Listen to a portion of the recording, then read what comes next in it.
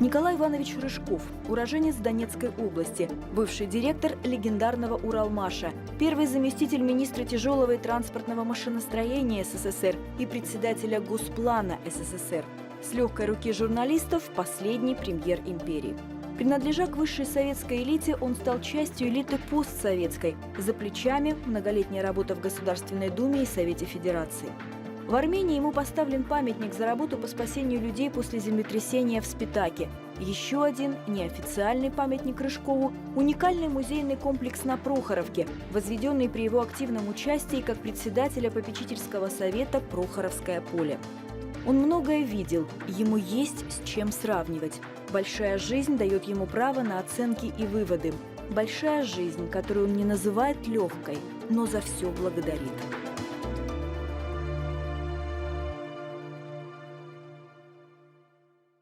Здравствуйте, Николай Иванович. Добрый день. Рада приветствовать вас в студии «Мира Белогорья». Известно, что вы один из авторов реформ 90-х. Я думаю, каждому нашему зрителю понятно, что когда Горбачев пришел к власти и объявил о начале реформ, они не могли возникнуть просто так. Наверняка они готовились заранее. Вот говорят, что вы один из авторов этой концепции реформ. Правда ли это? И если правда, то чем отличается разработанная вами концепция преобразования 90-х от того, что было реализовано в Советском Союзе под названием «Перестройка»? Страна шла к этому делу. Та система, которая очень хорошо работала в свое время, вот мобилизационной экономики, она вступила в свои противоречия. То есть мы почувствовали на заводах, но нельзя дальше. Одно дело, когда надо, родине было, мы все отдавали и от себя отрывали все. Но когда, значит, уже время прошло десятилетие, и ничего не меняется, а мы все по-прежнему так работаем. На прорыв? Да, вот тогда, значит, многие, я в том числе, значит, молодой еще сравнительно, и главный инженер, я 5 лет главным инженером, 5 лет директором был, генеральным директором. Мы почувствовали, что нужны изменения. Понимаете, я сравнивал нашу страну с паровым котлом. Вот он есть котел, значит, он нагревается, поступает пар, а клапана нет. Он, значит, в конце концов, когда-то взорвется. Поэтому вот у меня такое впечатление было, что мы постепенно становились таким паровым котлом. Хорошо, что стало с этим котлом в 90-х, что с ними сделал Горбачев, мы видели. А как предполагали выпустить пар вы? Кто подтолкнул нас к этому делу? Андропов. Именно Андропов. Меня избрали 22 ноября 1982 года секретарем ЦК избрали. Совершенно неожиданно. Я никогда не работал на партийной работе. Я был директор, я был первый заместитель министра, я был первый заместитель председателя Госплана в ранге министра. Это все было. Но это не партийная работа была. И когда Андропов пригласил, вот меня избрали, он пригласил, и, значит, чтобы я стал секретарем по экономике. И одновременно экономический отдел создали, который непосредственно в моем подчинении был. Он вас звал уже под эту задачу разработки преобразований каких-то, да? Я эти Андропова не знал. Я знал на портретах его. Когда он пригласил за 2 дня до пленума, я сначала думал, что он пригласил для того, чтобы, грубо говоря, обкатать некоторые вопросы, связанные с экономикой. Потому что он делал доклад, первый доклад как генеральный секретарь. Но уже под конец беседы он говорит, вот так и так. Вот у нас мы решили создать экономический отдел. Я говорю, давно пора. Ну вот, говорит, решили исправить. Вот мы будем создавать отдел. Во главе секретарь ЦК будет. Я говорю, это тоже неплохо. Значит, вот, говорит, мы рекомендуем вас. Я говорю, Юрий Владимирович, я же никогда на партийной работе не работал. А он сидит за письменным столом, я за приставной, 1 на 1. Я смотрю, перед ним, сейчас резюме называется, в то время объективка называлась. На вас. Я смотрю, я говорю, Юрий Владимирович, ведь я вижу перед вами моя объективка. Да. Я говорю, посмотрите, там я ни одного дня не работал на партийной работе. Никогда. А мы, говорит, знаем вашу биографию. Мы изучили как следует. Нам нужен именно такой человек. А если, говорит, вы на партийной работе работали, мы вас и не пригласили бы. То есть вы были интересны как практик, промышленник. Да, да. Ну, а потом прошло там пару недель, может быть, пару недель, 3 недели. Он пригласил Горбачева, он был член Политбюро. Он пригласил Долгих Владимира Ивановича. Значит, слава богу, жив-здоров. Вот. Он был кандидат в члены Политбюро. И меня, как секретаря, я не остепененный был. То есть у меня я не... Вот просто секретарь – это самая нижняя, значит, полка, вот иерархии такой, значит, ЦКовской иерархии. Но он сказал так, что вот так и так. Очень многие говорят, что нужны преобразования, что нужна новая модель, что это устарело много. Ну, то, что писали кругом. Но мы абсолютно, мы не знаем, а что же это такое. Но я даю задание, немедленно включитесь и делайте анализ сегодняшнего дня и что нам надо делать в перспективе. Вот так мы получили задание от него. А вот если коротко, основную суть, вот ваше предложение, в чем суть была и смысл тех преобразований, которые вы по итогам своей работы предлагали внедрять? Суть преобразования была в том, чтобы, сохраняя контроль государства, особенно в важнейших отраслях, металлургия, оборонная промышленность, химия там, и так далее, дать возможность предприятиям определенную свободу. Что мы могли, вот если я, допустим, работал на заводе, что у меня было? Я, значит, ну не я, завод, прибыль имел там, значит, все это. Все это забирали у меня, все абсолютно забирали в Москву.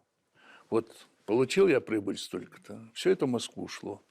А потом я брал шапку в зубы, ехал в Москву и говорю, дайте, пожалуйста, вот, значит, построить детский садик, жилье построить, или там какие-то станки поменять и так далее. И я ехал туда за своими деньгами, ну, частично давали мне, но я там оббивал пороги. Мы говорили, ну, почему так? Если я заработал, ну, хорошо, возьмите какую-то часть для государства, возьмите. Но оставьте определенную часть, оставьте коллективу, чтобы мы могли распоряжаться. И, кстати, первый шаг как раз сделал Косыгин Алексей Николаевич. И мы, заводчане, я в это время на заводе работал, мы очень благодарны были. Это маленький шаг был, но он был шаг сделан. И поэтому, когда я стал уже там ЦК партии, Косыгинская реформа пошла на убыль, ее затерли. И вот тогда мы, значит, думали, что надо дать определенную свободу. Но при сохранении политической системы. Ну, конечно, все затевалось в области экономики только. И никакое изменение политической системы не было. Вами не предполагалось? Абсолютно. Мы работали, пока жив был Андропов. Мы работали, собирали очень много совещаний, значит, рассмотрений, там, значит, колоссальную работу проводили. И с учеными, и с директорами заводов, и с бухгалтерами, с кем только мы не встречались. Но мы были убеждены, что надо делать только, значит, экономика, только. И я считаю, что если бы мы добились вот не дергались бы, а вот провели то, что у нас полагалось провести, то, может быть, перестройка бы не закончилась так плачевно, как она закончилась. Я считаю, значит, Горбачева подвинули несколько человек на это дело. Только не мы, только не я и мои ближайшие соратники, которые трезво смотрели на экономику.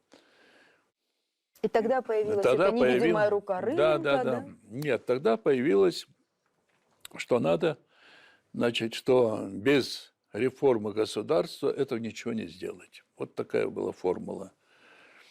То есть это все экономика не получится, потому что, значит, и партия не в состоянии, и государство такое не в состоянии, общественный строй не в состоянии. То есть пошло наступление, и практически бросили заниматься экономикой, начали заниматься государством. И вы помните, съезды народных депутатов эти, значит, вот стали проводить. Это, значит, конечно, уже шло расшатывание государства, политической системы, расшатывание. К сожалению, Горбачев поддался на это дело. Он человек увлекающийся, вот, и он, значит, самолюбивый, значит, он действительно почувствовал весь мир, говорит, вот Горби, значит. У меня головка поехала, значит, он думал действительно, что он новое месте спустился откуда-то, и он должен изменить мир. А на этом играли определенные люди.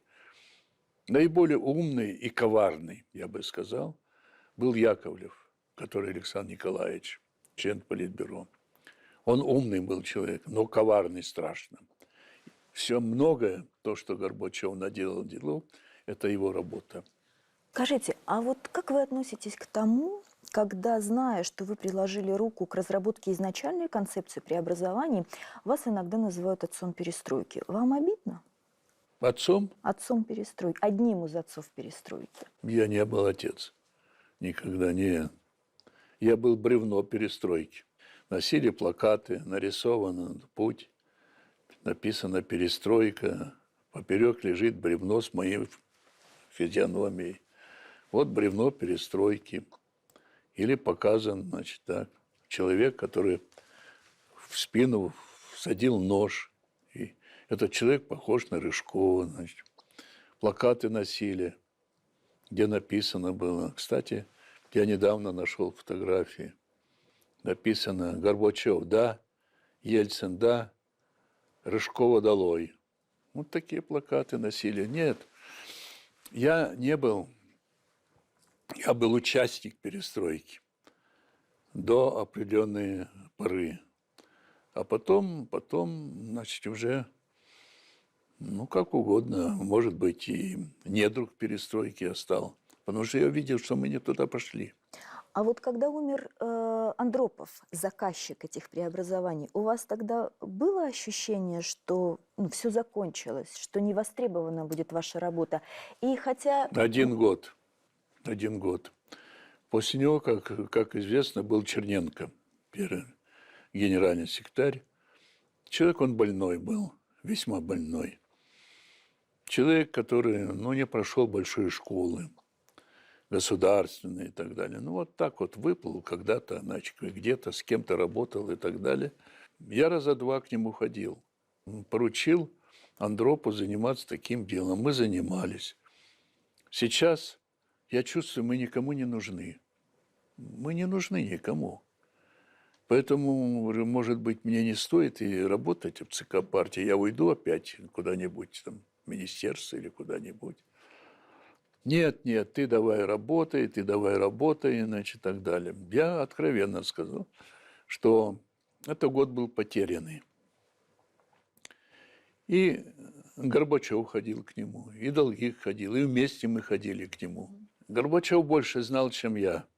Он знал больше подноготную. Он знал о их здоровье, понимаете, чего я не знал по наивности. Вот, и он говорит, ты не горячись, значит, все придет в свое время, значит, в общем, так. И действительно, через год умирает. Умирает Черненко, вместо него Горбачев становится. И когда в апреле он сделал, уже будучи генеральным секретарем, доклад, он делал доклад по материалам, которые мы наработали. Вы добровольно ушли в отставку, считая, что не должны участвовать в развале страны. Да. Вот сейчас с высоты прожитых лет вы не считаете, что это была ошибка? Может быть, надо было бороться до конца? Может быть, ваш уход, он только на руку сыграл тем политическим силам, чьи взгляды с вашими не совпадали? Нет, у меня не было выхода другого. Выход был один. 2. Или поднять руки. Борис Николаевич, Михаил Сергеевич, я с вами, я буду с вами, значит, и так далее. Давайте будем дружить, как Леопольд, знаете, кот Леопольд, так и надо. Я это не мог. У меня есть одна особенность. Я могу идти на компромисс только до определенной черты. Вот такую черту я увидел, что все мои попытки как-то найти общий язык, как-то выйти из положения, они ничем не увенчались. И мне надо было или идти, подняв руки, или второй вариант. Вот и все. И поэтому я принял такое решение. Я считаю, я поступил правильно. Я использовал все. Я 1,5 года не слазил с трибуны. Ну, сколько можно было? Они довели мне, в конце концов, до инфаркта. Нет, я правильно поступил. Или надо пулю в лоб. Что-нибудь с двух. Скажите, вы же наверняка пытались осмыслить потом этот период своей жизни и такую фигуру, как Горбачев. И наверняка задавали себе вопрос о том, как вот в недрах партии, человек, воспитанный партией, вскормленный в партии, да, на идеалах партии, смог вырасти и потом самолично эту партию, ну, фактически ликвидировать. Вот вы нашли ответ на этот вопрос? Ну, он же ни одного дня не работал нигде. Он нигде. Вы имеете в виду в реальном секторе экономики, как Да сейчас он вообще говорят? нигде не работал. Он кончил институт, МГУ, юридический факультет, приехал. По-моему, его хотели в прокуратуру, что ли, там, областную, Ставрополье, краевую. Он, по-моему, ни одного дня не работал, его сразу в комсомол, по комсомолу, и он пошел в комсомол и так далее. Он на практической работе нигде не работал. Потом-то, через много лет, когда, значит, я в отставке, он в отставке уже был, я почитал в какой-то турецкой газете, он давал интервью, он сказал, что с малых лет, еще, значит, когда начинал, видно, понимать что-то, он боролся уже с системой. Я думаю, что он врал. Он все-таки очень хорошо приспособился к партийной системе. Хорошо. Туда очень много ездили отдыхать. Это Ставрополье. Это же Кисловодск. Это, значит, и Сюттуки, там и прочее. Это же люди, которые туда ехали. Он встречал их, провожал их всех. В том числе и Андропова. Кстати, я считаю, я уважительно отношусь к Андропову, но мне кажется, это его главная ошибка, что он ее вытащил оттуда. Андропов вытащил ее наверх, в Москву. Поэтому, по-видимому, он очень сильно раскусил всю партийную систему взаимоотношений, значит, и так далее. И, значит, вот на этом поставил карьеру. Бог ему судья. Я не знаю, как он чувствует. Я за 25 лет 2 раза так, на ходу, встретился, буквально на ходу, вот, случайно. Вот я никогда, сначала пытался, значит, я говорю, нет, Михаил Сергеевич, наши пути разошлись давно, не может быть и речи о каких-то сотрудничестве. Если говорить откровенно, я потом думал очень много. Может, и корил, что сначала первые годы я поддерживал его. Может, какая-то наивность моя тоже самая была. Но я потом сделал вывод, что он в большой политике, он случайный человек. А большая политика – это что? Каким главным качеством должен обладать человек, который может заниматься большой политикой? В большой политике ты должен забыть на минутку о своей личности. Ты забудь, что ты такой. У тебя страна почти 300 миллионов человек. Вот ты должен всегда был думать о них, о стране, как страна, твои решения будет принято. Выходит, элиты измельчали. Вот у меня тогда к вам еще один вопрос. Вот вы прошли большую жизнь, вы представитель вот тех самых элит советских, которая по большей части вышла из промышленников, которая имела опыт и партийной работы, имела опыт работы в реальном секторе экономики, как раньше говорили, партийная хозяйственная элита. С высоты вот этого опыта могли бы вы назвать, есть ли какие-то отличия элиты нашей современной России от той элиты советской? Можно как угодно относиться к советской системе. У нее много было и плюсов, много и минусов было, все было. Вот. Но были плюсы. Подготовка кадров. Вот, допустим, я пришел на завод. Мне было 20 лет. Я окончил техникум перед этим в Донбассе. Вот. И вот я, когда пришел на завод, меня поставили, я попросил сам в цех пойти. Ребята уходили в конструкторское бюро. А я говорю, нет, я хочу в цех пойти. Мастером, но потом начальник участка и так далее, рос до начальник цеха. Я 9 лет в цехе отработал. То есть шла очень четкая система, значит, вот, сопровождения кадров. Следили, вот как он себя ведет. Значит, конечно, спрашивали в цехах, значит, как он способен, не способен. Значит, не все же получалось, не у всех. От них получалось, вот мой товарищ, который, я говорю, он стал прекрасный конструктор.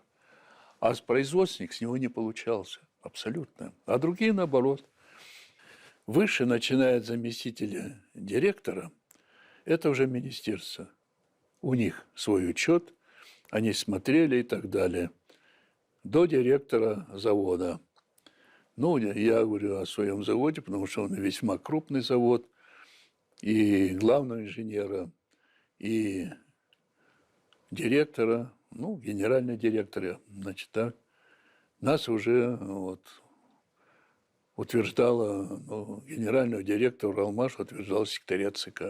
То есть шла определенная система вот такого контроля, значит, слежения, на что способен.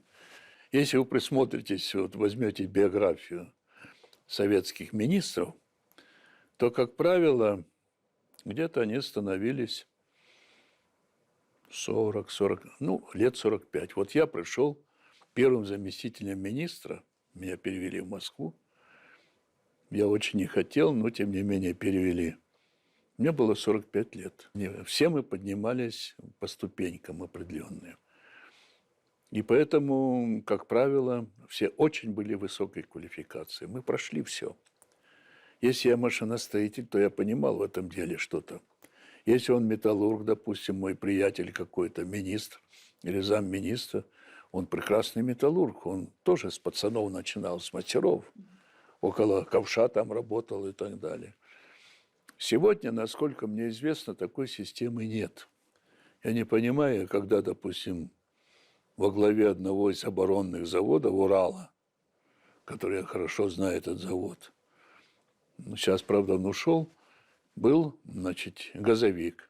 Этот вопрос, он беспокоит многих. Я знаю многих людей достаточно высокого уровня в стране, я не буду называть фамилии их, которые мне прямо говорили, расскажи, как это все было. Я им рассказывал, вот как я шел, значит, да. И они до сих пор говорят, нужна такая система. А вот это вот 100 человек назначили, там где-то список каких-то 100 человек перспективных. Ну, боже мой, это лотерейная игра. Это лотерейная игра. Ну, может, он хороший человек, но ты его покажи в работе. Ты должен пройти какую-то школу. Но нельзя же. У тебя голова работает, значит, ты перспективный. Нет, ты покажи нам на производстве, ты покажи в цехе, на заводе, на фабрике. Ну, вот в чем дело. Придет время, и опыт советский, он будет приемлем. Обязательно. Вы не раз говорили, что Белгородская область для вас – это еще одна родина. Расскажите, пожалуйста, про тот счастливый случай, который вас в Белгородскую область привел.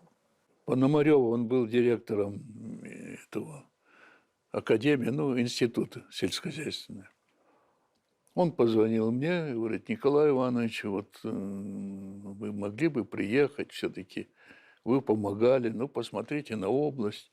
А мне делать нечего. Делать нечего, отставки, настроение паршивое, значит, так. Ну, вот. Я говорю, ну, хорошо. Я приехал на несколько дней. И мы приехали на Прохоровку. Я был когда-то на Прохоровке, вот когда строился металлургический завод, и когда строился Стойлинский ГУК, Стойлинский, Лебединка, вот, то я в это время в Госплане работал, А до этого, будучи директором завода и главным инженером, я поставлял оборудование сюда. И поэтому, когда я, значит, в тот раз, вот когда было, меня привозили на Прохоровку, ну, говорит, вот тут сражение. И стоял танк, один танк, он и сейчас стоит, только роща кругом. Депутат Российской Федерации, ух ты, выскочил из головы, Виктор, он депутат был РСФСР, он в свое время вел передачи на телевидении, я сейчас помню фамилию, и он был здесь, он местный. Долго разговаривали, сели в поезд, с ним поехали в Москву. У него ящик яблок и бутылка водки. И вот мы сидели в купе, пили водку и яблоками закусали. И он меня все-таки сагитировал, пока ехали в Москву. Николай Иванович, ну возьмитесь за это дело. У вас связи, у вас опыт есть, у вас туда-сюда. В общем, я думаю, а в это время как раз гнобили всех ветеранов, чего вы бряцаете медалями своими, значит, что вы тут такие-сякие. Лучше баварское пиво пили бы. Вот такое было время. 93-й год. И я говорю, ну, хорошо, я возьмусь за это дело. И возьмусь для того, чтобы доказать, что вот это мракобесие, которое творится, это не народ делает, это определенные люди делают. Собрались там в Москве, человек 7-8, что ли, и решили создать общественную структуру, стали думать, как ее назвать. А был представитель патриархии, ну, какой-то рядовой человек, там в черной рясе был, значит, я даже не знаю, кто он такой. Ну, кто-то говорит, ну, давайте общественный комитет там и так далее. Он говорит, ну, вот, говорит, в старое время были попечительские советы. Вот при каких-то событиях. Ну, назовите себе попечительский совет. А в то время не было ни одного совета в стране, не было. Нам понравилось, ну, а почему не назвать себе? Мы назвали. Но я понимал, что без местной власти, без людей, без белгородщины мы ничего не сделаем. Даже если будем москвичи, даже гениальные были, мы ничего не сделаем. В это время появляется Савченко. Мы, кстати, в одно время, может, неделя-две разница. Он появился, я появился. Только он назначенный губернатор, тогда же назначали 2 года. А я, значит, вот общественная структура была. Ну, нашел я телефон, позвонил ему, Савченко. Я его не знал. Слыхал, что, значит, есть такой Савченко. Кто он такой, я толком и не знал-то его. Значит, поэтому я к вам обращаюсь с просьбой, войдите в попечительский совет. Войдите. Потому что мы прекрасно понимаем, без области там делать нечего. Он сходу говорит, я за. Ну, а дальше все покатилось, пошло. Все нормально. Сейчас вот только что от Евгения Степановича мы сейчас решили построить новый музей. Нам разрешил 1,5 года назад президент страны, посвященный людям, которые ковали оружие победы. Ну, мы его не называем музей тыла. Мы называем «Битва за оружие Великой Победы». Ну, это не только те, которые и танки делали, самолеты делали, автоматы делали, винтовки. Наши люди объездили 32 предприятия. 32 предприятия страны. Начиная Москва-Ленинград и кончая Сибирью. Вот мой помощник через несколько дней уезжает на Норильск. Мы решили показать Норильск, который, значит, давал вот для брони никель, там, вольфрам и так далее. То есть мы ведем очень большую подготовительную работу. Очень большую. И я думаю, что это будет очень хороший музей. Очень хороший. Вот сейчас мы с Евгением Степановичем как раз обсуждали некоторые там, ну, как всегда, проблемы возникают. Ну, он молодец, он в этих делах твердо держится и говорят. То, что касается на местах, я на него опираюсь. Что касается Москвы, я там занимаюсь. Пусть вас Белгородская область привел в счастливый случай, но вот вы уже 25 лет вместе с нами. И вы этот путь прошагали во многом рядом с губернатором. Да. Можете вы определить одним словом, вот для вас губернатор Савченко, он кто? Я считаю, это соратник, единомышленник, я бы так сказал. Понимаете, он у нас человек особый. Знаете, моя жизнь, она действительно слишком иногда бурная была такая. Многое я видел, но я многое сделал выводы из своей жизни. Допустим, я сделал вывод, что те люди, которые кричали на площадях, на трибунах, рвали рубашку вот так вот на себе, значит, так, за ними народ шел. Как правило, они ничего потом не сделали. Поверьте мне, я их знаю, этих людей. Вон возьмите Попов, Гаврила. Слыхали такое? Да. Ну вот. Он же водил, по 300 тысяч человек водил митинги. Он потом стал градоначальником, ну, мэром, там, назовем, города Москвы. Ну и что? Что он сделал? Он загадил ее, понимаете? Савченко – это не той породы человек. Вы обратили внимание, он не трибун. Вы это понимаете? Он не трибун. Он никогда не будет рвать рубашку на груди. Он застегнут на пуговички. Застегнут. Но он всегда думает, думает, думает. Я уже давно его изучил. У него в голове, он там крутится, значит, потом, в конце концов, начинает выдавать. Другой вот порыв, значит, фонтан, брызги летят. У него нет этого.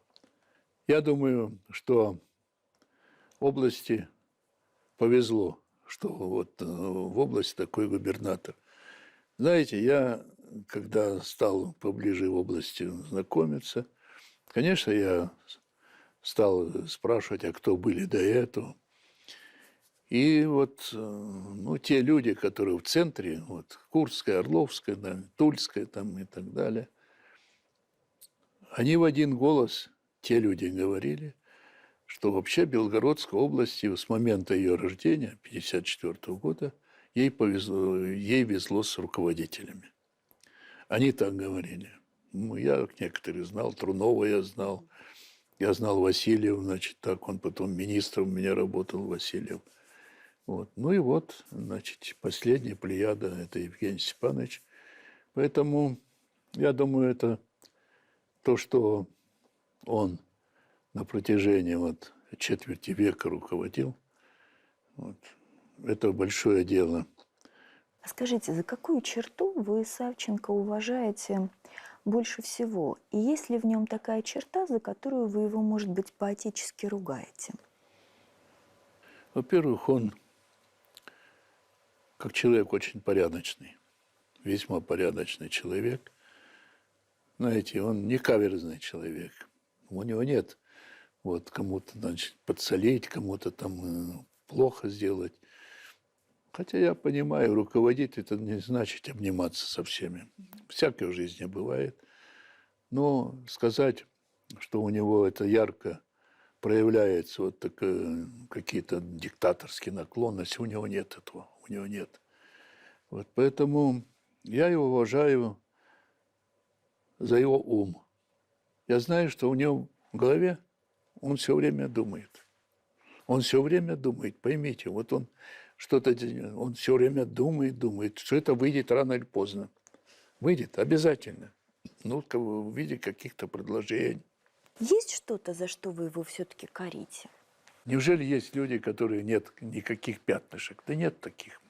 У него где-то есть, но они не видны, слава богу. Пусть он и носит эти пятнышки. Хорошо. Скажите, вы бы изменили что-то в вашей жизни, если бы была возможность? Нет. Прошагали бы эту же дорогу второй раз? Может быть. Только я учел бы ошибки. А какие ошибки? Вот если бы сейчас была возможность написать письмо самому себе, 20-летнему, От чего бы вы себя предостерегли? Что бы вы себе написали? А вы знаете, что написал? Для себя не ходи в большую политику. Потому что те люди, которые задают вопрос, на который отвечают по-разному люди, можно ли делать большую политику в белых перчатках? Вам задавали? Вот я один из тех, который был такой же наивный, как и вы. На самом деле, не зря сегодня очень часто я так слежу за книгами Макиавелли, Никколо Макиавелли. Вы посмотрите, сколько выпускается книг. Каждый год почти выпускается книга «Государь». И он четко сказал, для большой политики все действия, безусловно, нужны. Я не сказала утвердительно, я Так спросила это он говорит. вопросительно. Все-таки можно или нельзя? И ваш ответ – нельзя, да?